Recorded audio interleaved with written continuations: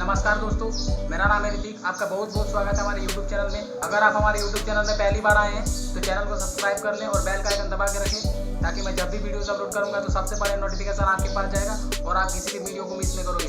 दोस्तों, मैं आज आपको एक अनबॉक्सिंग वीडियो दिखाने वाला हूँ। आप हमारे वीडियो में बने रहें। चलो दोस्तों, वीडियो को स्टार्ट करते हैं।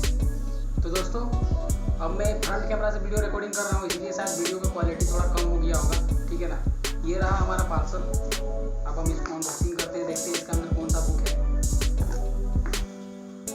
वीडियो में बने रहिए।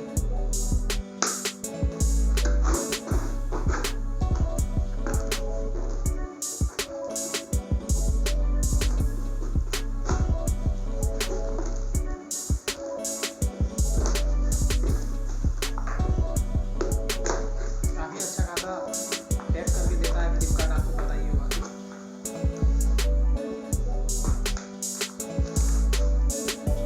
ये रहा उसका बिल।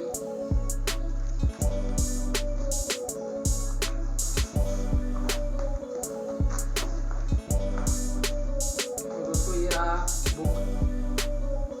ये मेरा पसंदीदा बुक है, क्योंकि हमको काम डालने की बहुत बड़ा आदत लगा हुआ है। तो इस बुक को पढ़ेंगे, देखते हैं इसमें से हमको क्या क्या सीखने को मिलता है। ठीक है ना। ये ब्रायन ट्रेसी लेखक का नाम है, बहुत ही मशहूर लेखक है ये, और इन्होंने ये बुक लिखा हुआ है।